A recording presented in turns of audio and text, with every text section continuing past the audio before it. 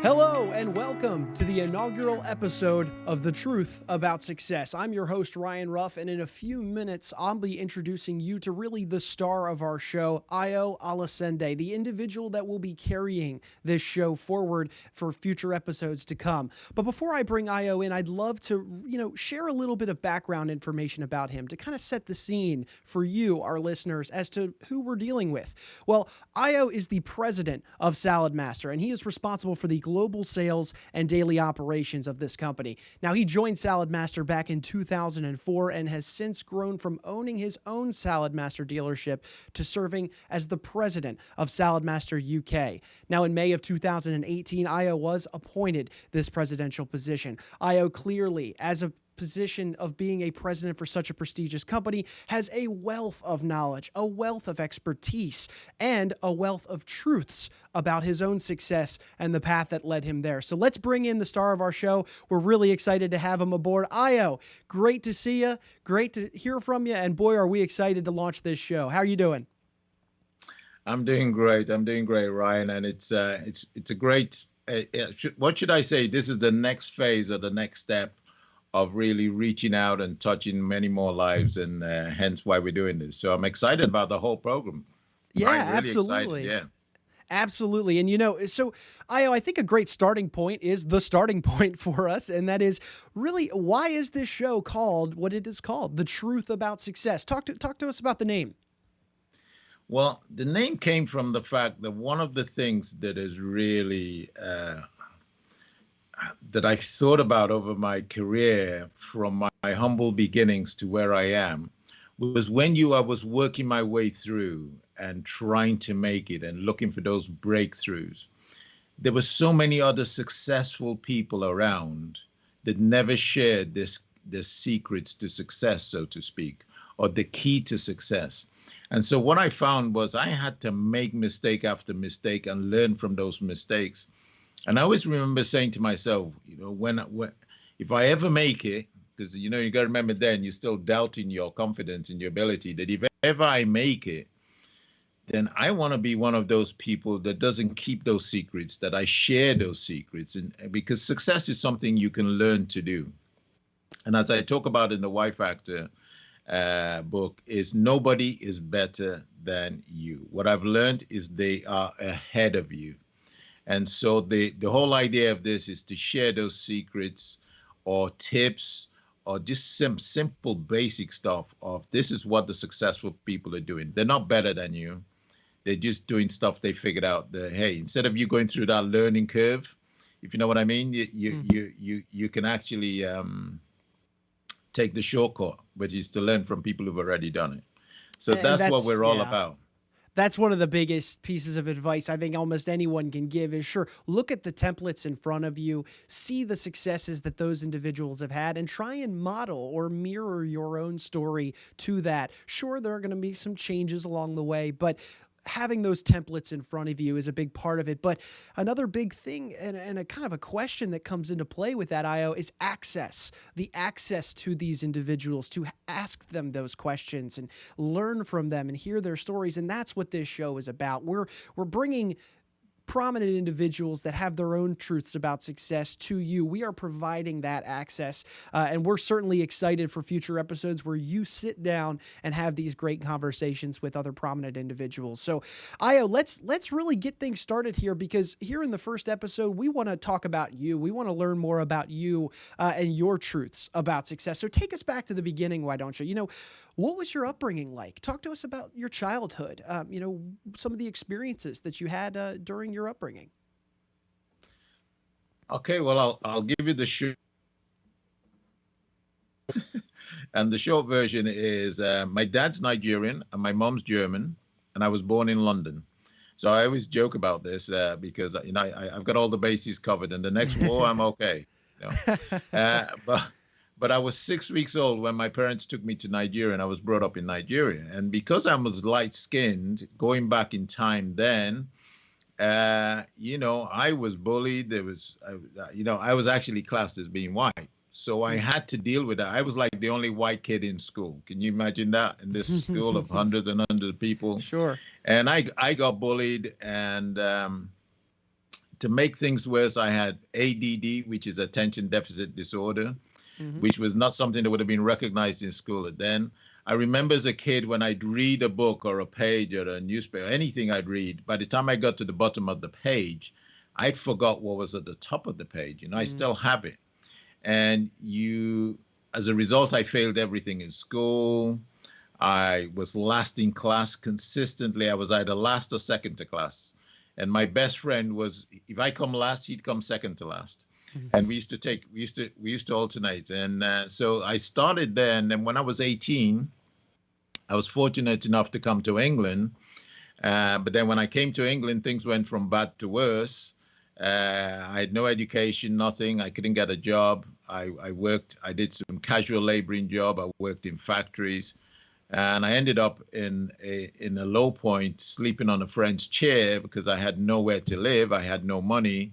I just had my clothes in a suitcase, and that was it. I had £5. I remember this. I had £5 in my pocket, which was money that we put down for the deposit on the keys for a car. And I remember saying to myself, and I didn't realize what I was doing then, where I was setting my mindset. I said, you know what, Ayo? This is the beginning. And I remember I can still see myself standing on the road, Waterloo Road in Burslem, Stoke-on-Trent, standing outside Interleasing with this £5. I go, this is all you are worth. This is it. But I remember, instead of looking at it from a negative, I remember saying to myself, this is the beginning. And from there, I ended up becoming, I used to walk 4 miles to a bakery, Mother's Pride Bakery in Stoke-on-Trent. I stand outside the door, and if they were short of a casual laborer for the night shift, they would set you on. It took me about 2 weeks of just standing outside, hoping to get a night's work. And eventually I got my first shift on, and I'm a hard worker. And that's what I did. I just worked hard, showed my colors, so they put me on again and again. And eventually I was doing 3, 4, 5 shifts a week. In fact, I was doing that much overtime. The union complained about how much overtime I was doing as a casual laborer. And I'm going, I've got no money. I've got nothing, So yeah, you'll take what you can get at that point. Yeah. Well, so it sounds this was really your first job. It was standing out there and looking for that labor-oriented position. When you were in that role, yes, you were trying to make ends meet. Really, did you have any sort of? Did it feel fulfilling to you in that role, or was it more of just that trying to make ends meet at the time? It was all about surviving. I mean, it was just I've been poor. I mean, I've actually been. I tell people, I don't know how poor you've been, but when I've had, days I didn't eat because I had no money to buy food. Wow. And you search the whole house, you'd be down the cushions, trying to see if you can find some money down there. I remember walking down the streets, going to the phone boxes, because that was the old days where you had the phone boxes where you used to put the money in and look around, see if anybody's dropped some money or anything just to get a few pennies. So those were humble beginnings. So it was all about survival. Sure. So you were running this job for a little while. You've found a little bit of traction in it. You were able to get some more hours, some more money in your pocket. Where did things start to shift for you and start to evolve? What ultimately, Ayo, led you towards the realm of sales? That's your background in the business culture. So what talk about some of those progressive steps that led you towards the realm of sales? Well, what happened was I'm now making a little bit of money. So I used to take the bus halfway to work and then walk the other half because I saved myself 24p bus fare. And 24p was probably about maybe 50 cents or something like that. That's what I saved. And that meant I could buy myself lunch or dinner when I was at the bakery. Cut a long story short, one day I'm walking to the bakery feeling sorry for myself. They've started talking about making redundancies, and I'm thinking, I'm trying to get onto the books full time, and here they are laying people off. So as I'm walking to the bakery, Ryan, and this was the moment, was I remember this silver Mercedes. The road's called London Road, And I remember the silver Mercedes driving past me, husband and wife with two kids in the back, and I've got holes in my shoes. It's a wet day. The moisture's soaked into my shoes. I can hear the squish, squash. I'm freezing cold because, when you don't have money, you don't have a good coat. You don't have a good winter coat. And I was just thinking, this cannot be my life. Is this it? And I'm a Christian. I remember saying to myself, God, is this it? Is this what? Yeah. And when I got to the bakery later on that day, thinking, what am I going to do? Again, remind I've got no qualifications. When I left the education system, the one thing they were very good at doing was teaching me how to be. I was nobody, I was nothing, because I didn't have that qualification. So I lacked a lot of confidence. I was an introvert. Most people don't believe that. And anyway, we were in the canteen, and there was two people in front of me. One was the 50-year-old, the other one was 60-year-old. And the 50-year-old said to the 60-year-old, he says, when are you going to retire? And the 60-year-old, they were just having a conversation, and I'm standing behind him. He says, I can't retire yet because I haven't got enough money. And I remember saying to myself, Ayo, if you stay here, that's going to be your story. I was 24 years old. I didn't know what I was going to do. But then I thought, I need to find something else. So I looked in the newspaper, and I looked at all the jobs, and all of them you needed a skill or an education or something. And the only thing you didn't need any skills for was sales. And I answered an ad. I went in there, and I thought, I never believed I was a salesperson. I didn't think I could sell. And I thought, well, if I can just find the product that I believe in. And I've got to tell you this, right? As an introvert, you were probably thinking, oh man, this is something I got to be kind of outward about, in the realm of sales. So I'm sure that was probably racking in your brain as well. Yeah, absolutely. So I remember going to a couple of interviews, and one was for Gillette. Gillette, the razor. Yeah. Yeah, I remember going for this interview, and I walked into this. We were doing a mass in the hotel. I remember walking in, and I had nothing. I had one jacket, one shirt, one pair of trousers, and I borrowed a tie from my next door neighbor. I remember walking into this room, North Staff's Hotel. And I just remember I looked around, and I saw all these sharply dressed people, confident. And I stood there for about 5 minutes, and then I just turned around and walked out. I just walked out. I didn't even have the confidence to even go through. I mean, that was it. So it was probably pretty my confidence daunting. was pretty. Yeah. You don't feel good about yourself after that. Sure. So here you are, you were on the doorstep of an opportunity, in sales. You realized that there were, because of your apparent lack of qualifications and the sales realm not really needing qualifications there might be a match, but there you are looking at an opportunity. You get overwhelmed by that. How did you get back up from there? Well, when your back's against the wall, there's only one way to go.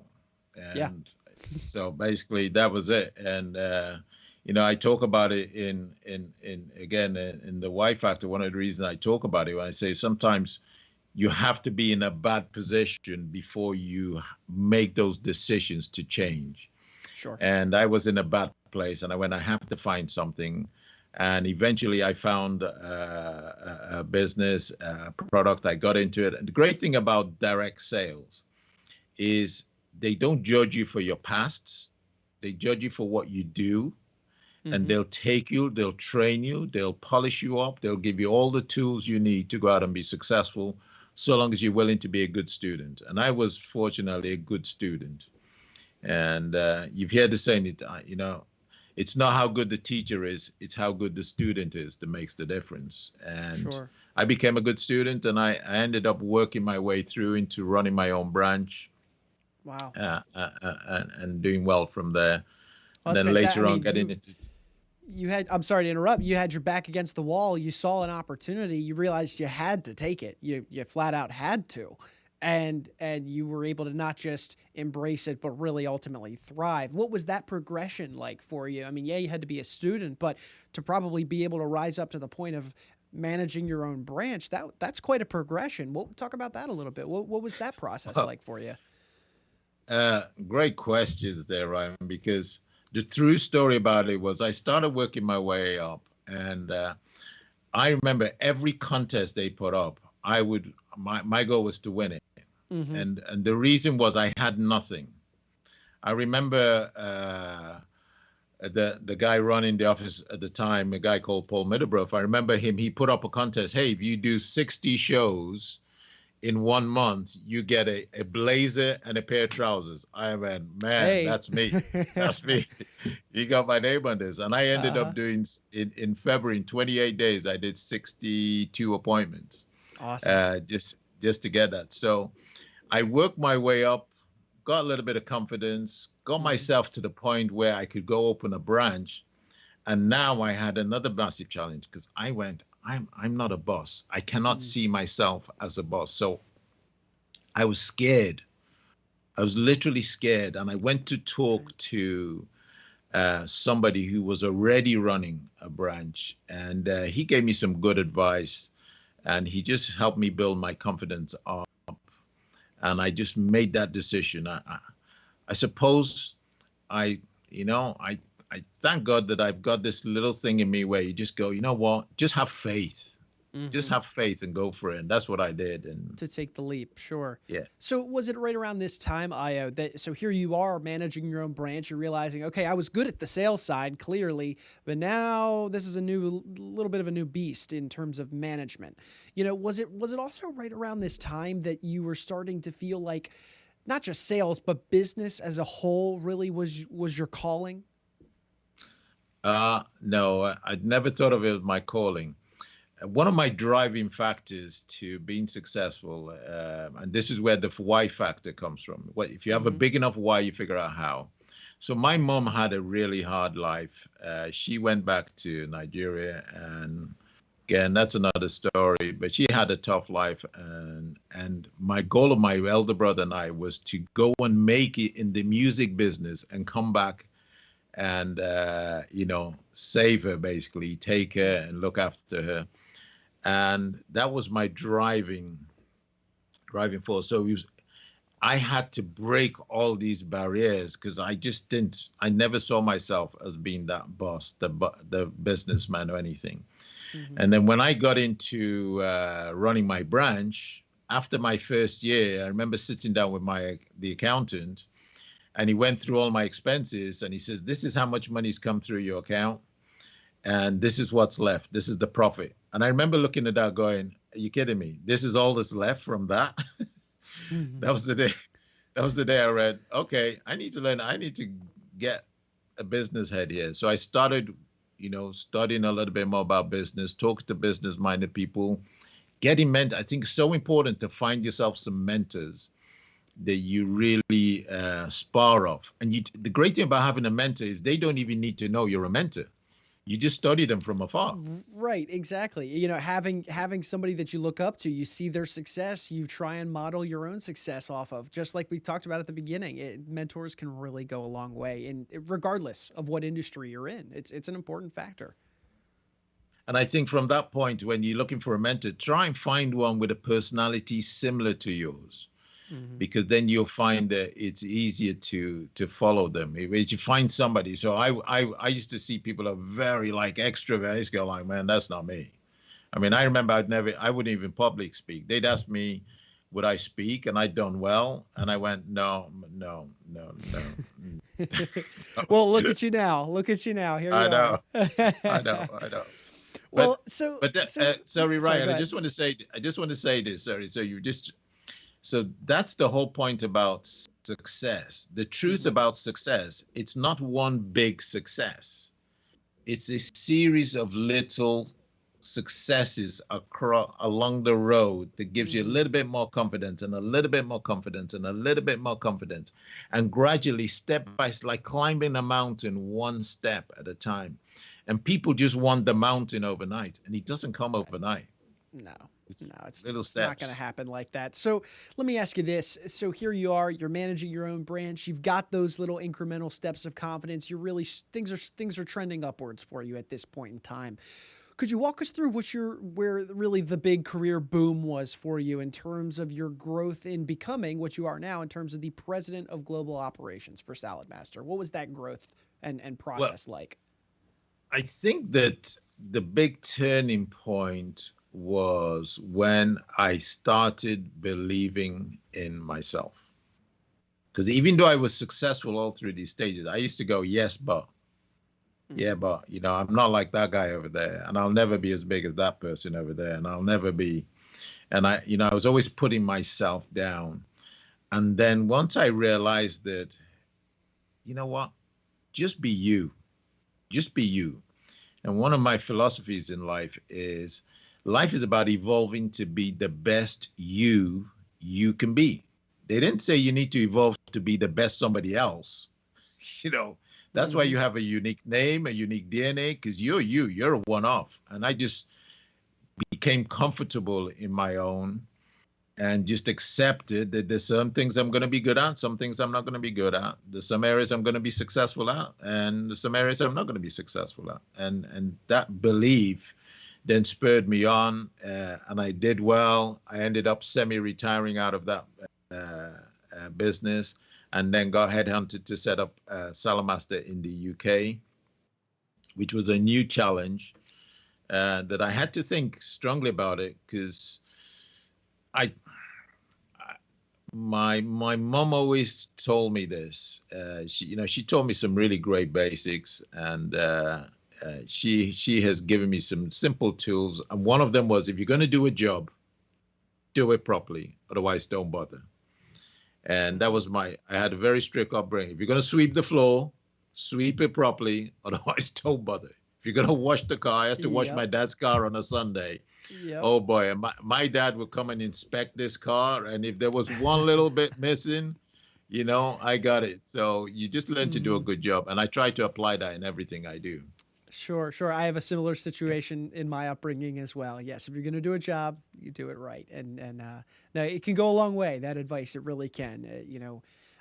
So here we are. You're headhunted to start up Saladmaster UK and to get this process going. I'm sure that was daunting. I'm sure that was testing for you. You had to probably explore a new area of business that you may have not been accustomed to. Probably brought on some challenges for you. What were some of those challenges like? What was it like to really just, feel like you've got some big shoes to fill when you've got a big company like Saladmaster looking at you for a pretty big operation? What was that like? Well, again, you guys remember at that time, I never thought I was going to be the president one day. That was not my focus. My focus was just to build a Saladmaster office. Sure. So the first thing I had to do was go out. And I was already successful, so my story is a little bit different. At this point, I'd made it successful. I'm living in a nice big home, 14 acres of land. I had a swimming pool, a golf course, tennis court, a lake. I'm not saying this to brag, but, it was a $3 million home. And now I'm having to start at the very bottom in Saladmaster. So you can imagine, I'm thinking, what are you doing, Ayo? Are you okay? Right. And all my friends were, what's wrong with you? Why are you doing this? Why have you putting an apron on and going out cooking? And I'm saying, yeah, but you don't understand. I'm going to change the world. I'm going to build a legacy behind him. We're going, he's lost the plot. He's lost the plot. So it was very hard in the beginning. Very hard in the beginning. I bet. So what was it like that? I mean, this is an interesting conversation point right here that I'd like to dive into just a little bit.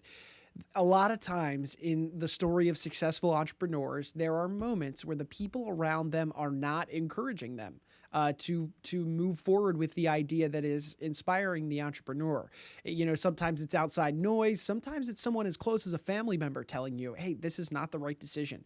So in that moment, when those close to you, those that were in similar, levels of success as you, they're sharing their opinions on your circumstances. What was it like for you to have to kind of shut out that outside noise and follow through with what you knew was going to be best for you? What was that like? Well, I think one of the advantages of having ADD is that when you focus, you focus. I mean, you don't see the side noise. And I had been successful enough and been self-made. I got myself to this situation that I just learned that never take advice from an unqualified source. So, one of the reasons we're working with you, Ryan, is that You guys are the experts. I mean, I take advice from qualified people. I've learned not to take advice from unqualified sources. And so many of these naysayers Mm-hmm. are giving you advice. So when I started Saladmaster, good example, I had a guy come to my home. We had no office. And remember, I told you how I described my home. Mm-hmm. And I showed him the product, and I did a presentation for him. And I was trying to bring him in, and then he said, he went away to think about it. I called him back. He says, I've spoken to my friend who's a chef, and he said, this will never work. This will never work. Nobody's going to buy Saladmaster. And I went, and I remember listening to him. I said, that was a typical example of he's taking advice from a chef. Now, a chef doesn't know anything about business. A chef knows about cooking, not how to build a restaurant chain. Those are two different things. So what I found is I just don't listen to people who are not qualified in the area they're giving me advice on. And, Well, and hey, that's valuable advice, yeah. Because you could be led astray. And ultimately, I mean, what if? I mean, if you want to play the game of what if you took that advice and didn't follow through? I mean, you would not be right here sharing this story with us today. So let's talk about, you're running Saladmaster UK. Things are going well. Where along the line did you feel compelled to then begin writing and ultimately develop? Have you got the why factor, and pay forward with Brian Tracy? Where was it that you made that shift and thought, I've got a wealth of knowledge and it would be great to share it with people in written content through a book? Where did that process begin for you? The process, it didn't begin. It was a continuation of part of my goals. So when I came into Saladmaster, I went, it's very rare in life you have an opportunity where you can make a difference in society. And we have the best product in the world. We can make such a difference in people's lives. And I thought it's very rare I'm going to have this opportunity where I can make a difference in people's lives. They can eat healthy. You can leave your mark and make a career out of it. And my goal has always been to, how many people can I help? And there's an example, there's an analogy I use. And I said, Ryan, imagine you were in a train crash and you survived the train crash. And you climbed out of the wreck, the crash. The first thing you do is you check yourself from head to toe. You go, am I okay? And you go, I'm not bleeding. I'm okay. Still got two hands. I got still two legs. Everything's intact. Right. There's no blood. But you saw some other people in the train crash. Would you not go and help them out? Certainly. Go check on their status as well. Yeah. So that to me is part of my philosophy in life, that if you're fortunate enough to make it and be successful, then you have an obligation to go back and help other people come out.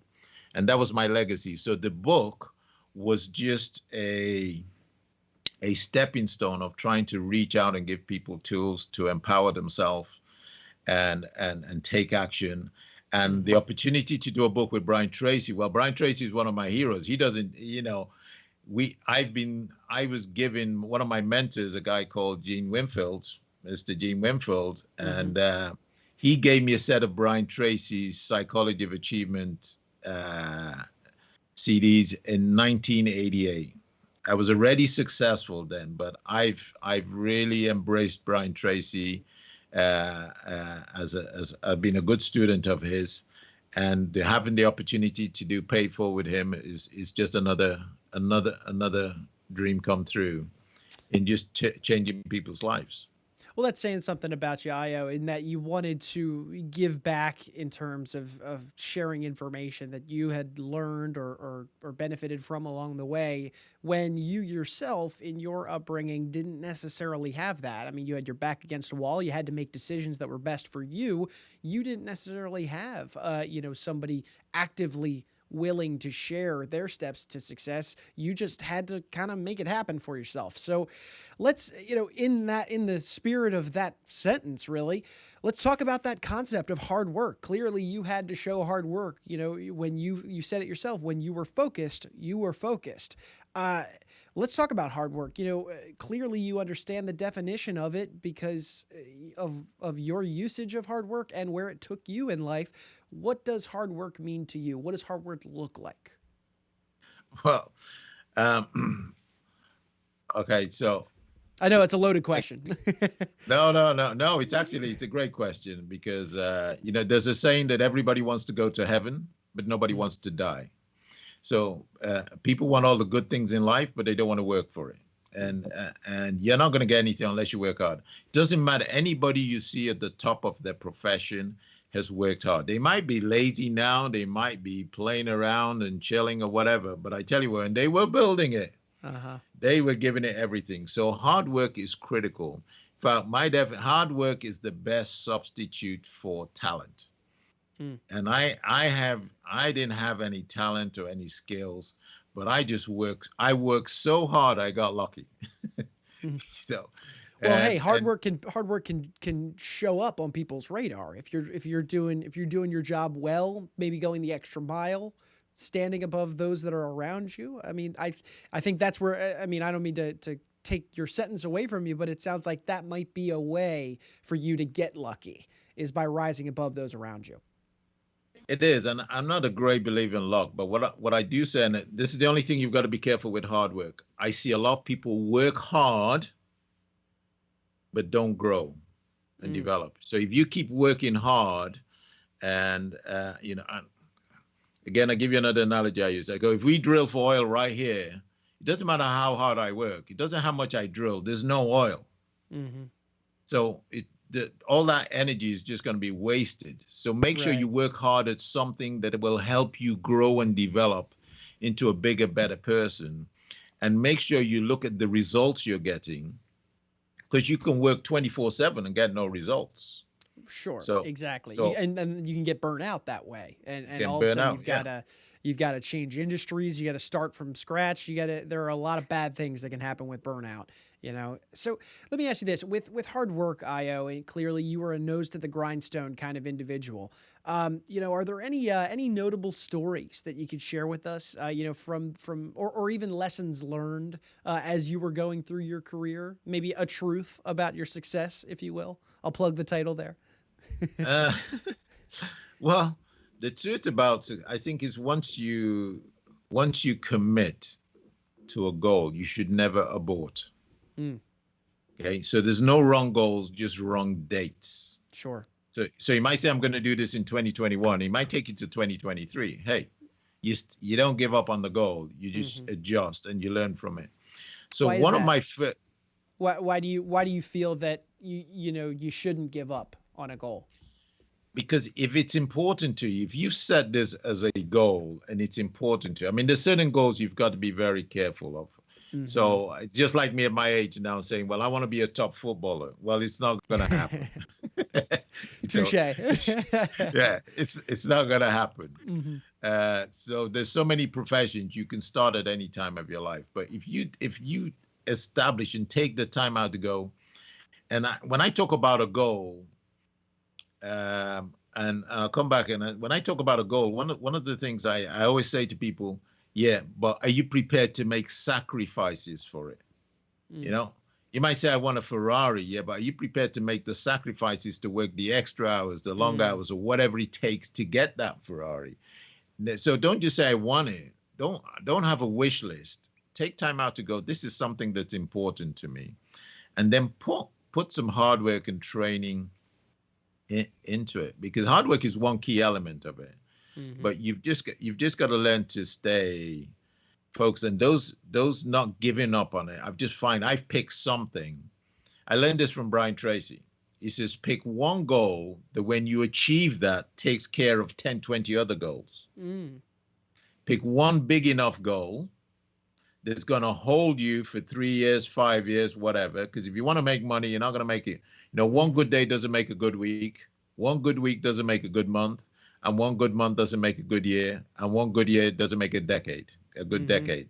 So I've learned you've got to find one big goal that you go, I'm going to chase that. But when I get that, that takes care of all these others. Right. Instead of messing around with little tiny goals. You made an interesting comment there. It sounds like there's a little bit of a discrepancy between a wish and a goal. You know, there's some things that come with a wish, and there's some things that comes with goal setting. You know, in your mind, what's the difference between a wish and a goal? Well, a wish, if you got a wish, then it's kind of like you're not going to put any effort into it. You're waiting for a miracle. You're waiting for something to drop from the sky. You're trying to win the lottery. You know, but when you've got a goal that you really believe in, and this is your why factor, this is where your why factor comes in. When you have that big enough why, you figure out how. I never worry about how, but I worry, why am I doing this?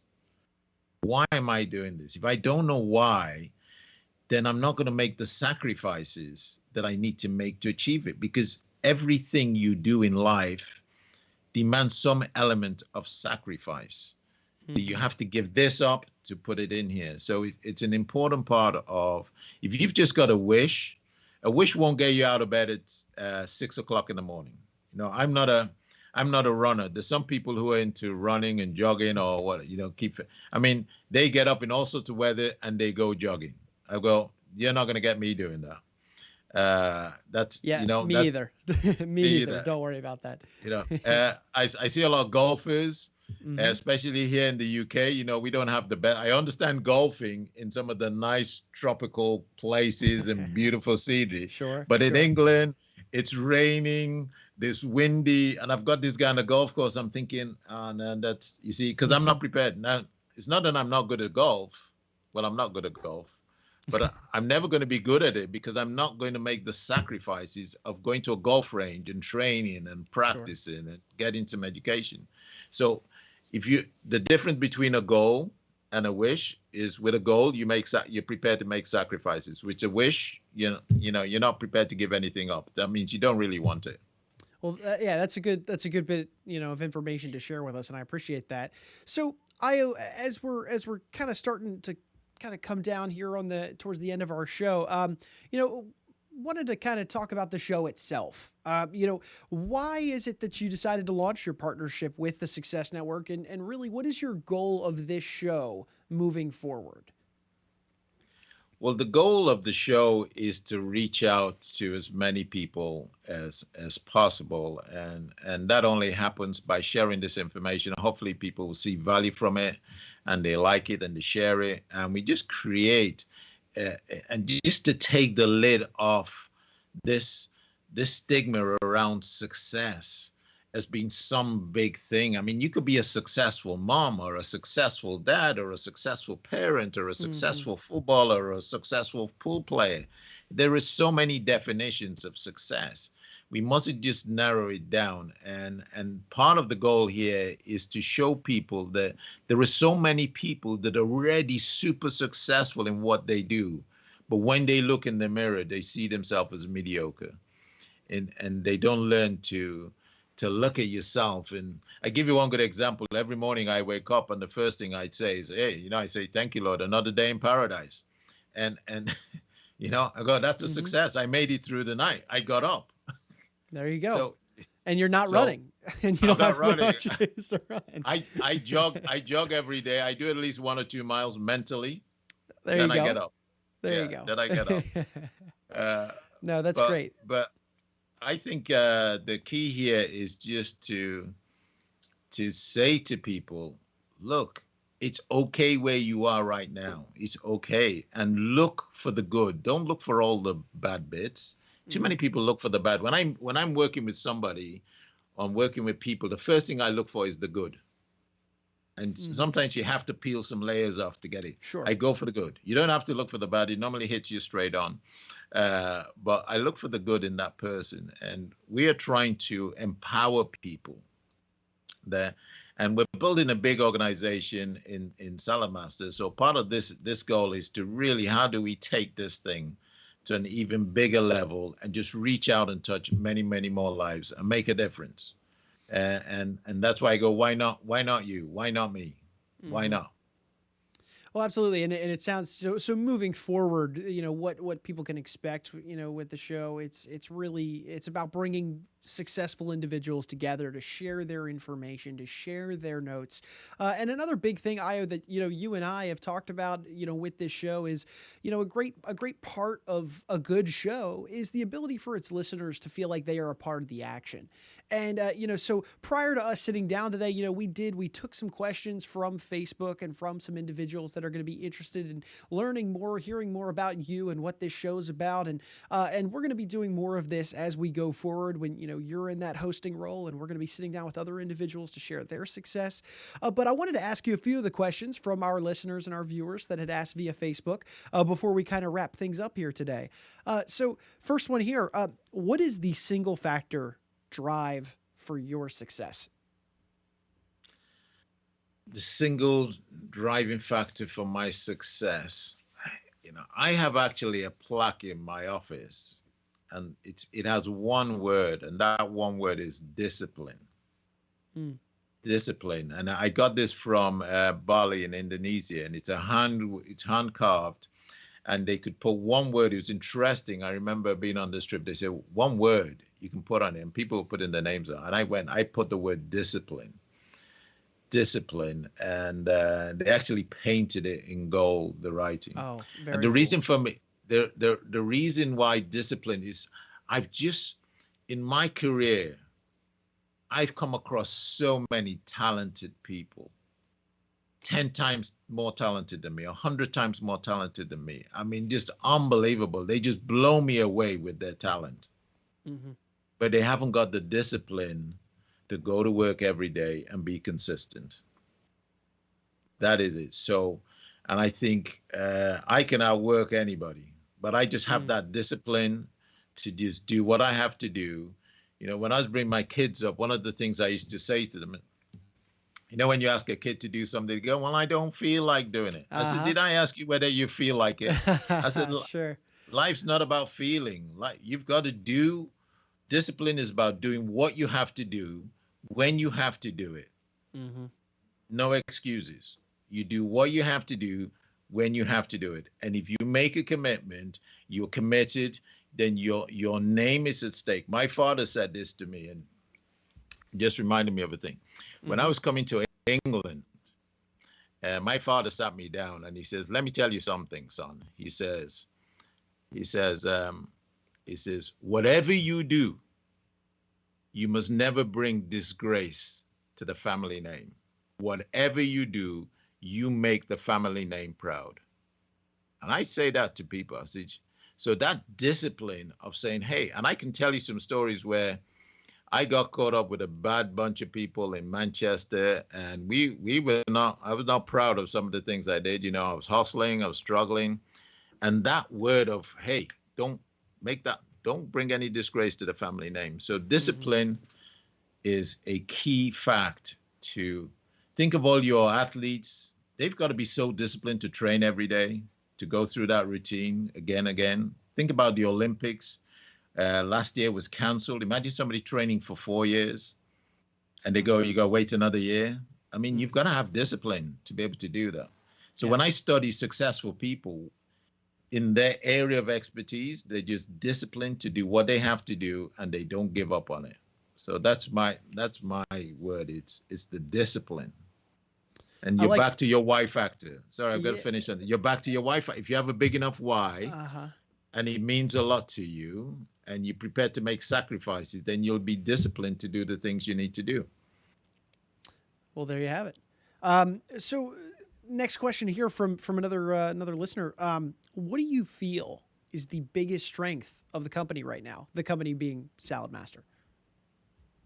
Well, the biggest strength of the company right now, and the biggest strength of the company since I've been involved in it, is the people. We have got some of the best people in the industry, and that's why we're number one in the world. Like, we're the innovators, we're not the imitators. We are leading out there from the front. We are making headway. People are trying to copy us and catch up on us. They'll never do that, because we are the innovators, and that comes down to the people. It's people that make a company. not the product. Because you can have the best product in the world, but if the people are not right, they'll finish the company off. So we have the best leaders, the best managers, the best people, everybody from the ground up right to the top.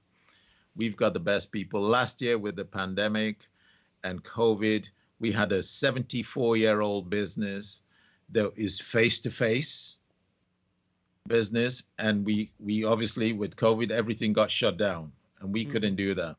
And in 45 days, we turned that whole business around and went virtually online because of the people there. Ended up doing millions of dollars worth of business. And that's the people. That's the people. So I'm so proud of the people we have. And what's exciting, Ryan, you know what's exciting? What's that? We haven't even brought the best people into the company yet. We're still looking for more. Awesome. And we're going to bring more talented people in there because we are committed to bringing more talent in and growing this organization there. We're building $1 billion organization. That's what we're doing. We're going big. Well, to help in building that $1 billion organization, next question here, Ayo, I'm seeing is, what can I do as a dealer to contribute further to our strengths and to our company? Well, what can you do? Well, be a great role model. Be a great role model for people, so people want to follow you. And just bring more people in and look after them and train them, because this is a great. Look at my story, and and every dealer can tell their own version of the story, of because they got into our business. Look at where they are today. So we have this opportunity we can share with people. So if you want to help the company, truly help the company, be a great model, a great role model.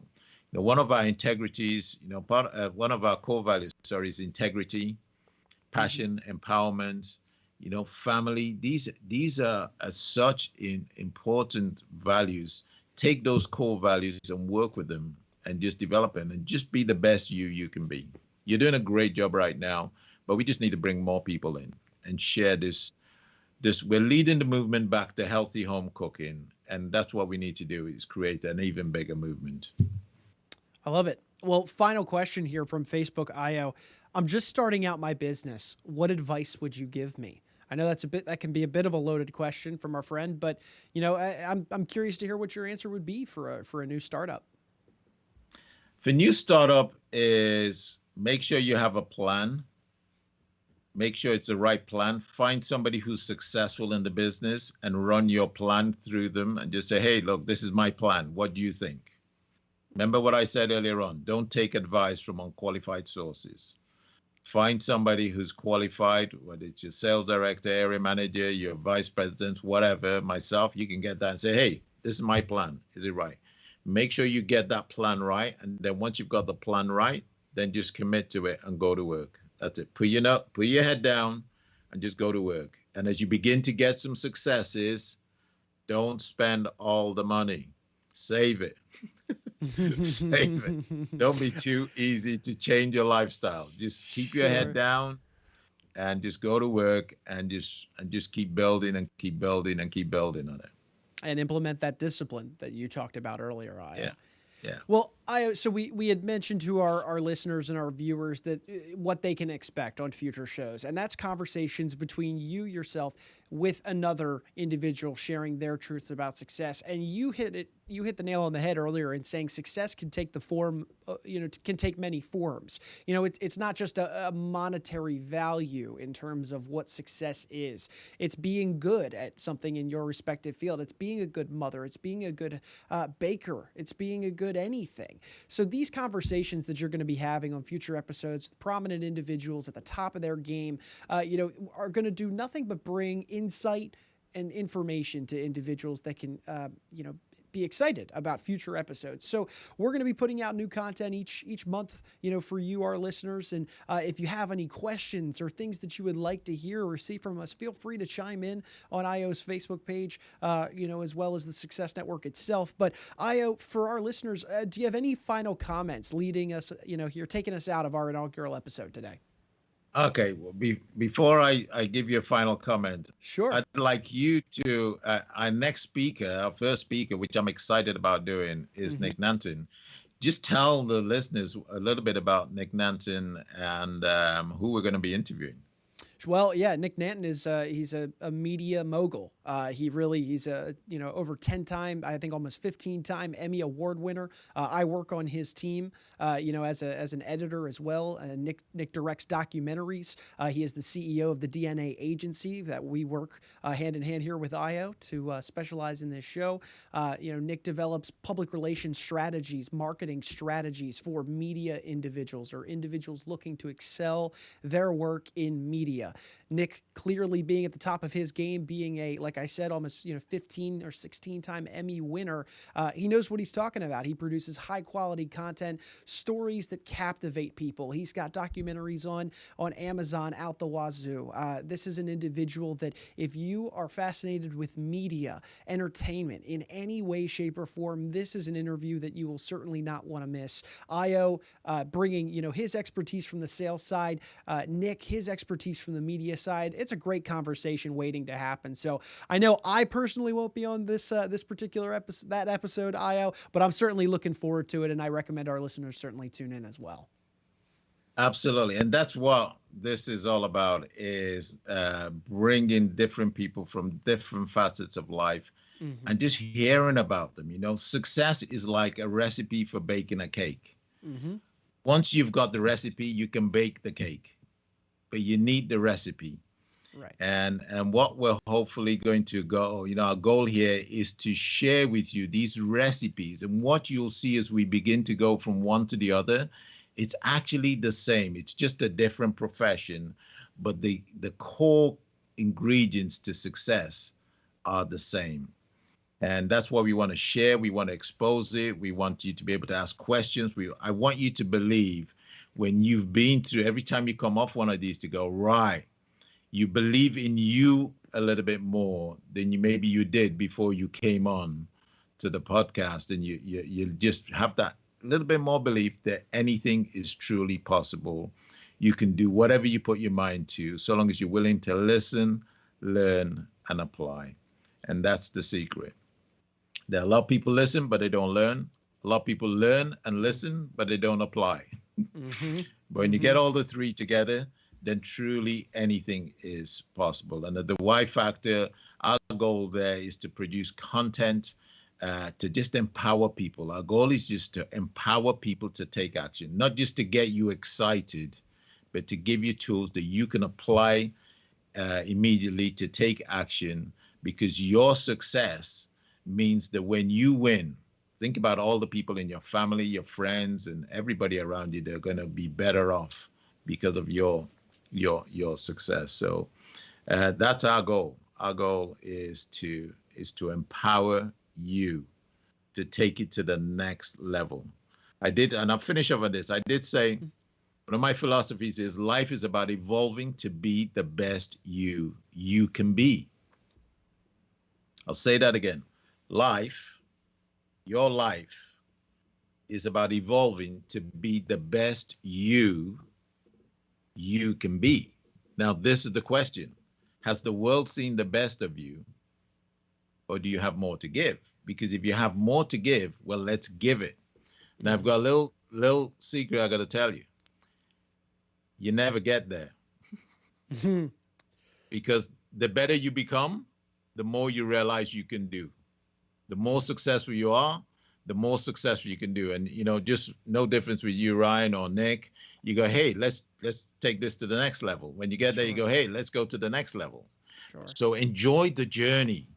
Don't fight the journey.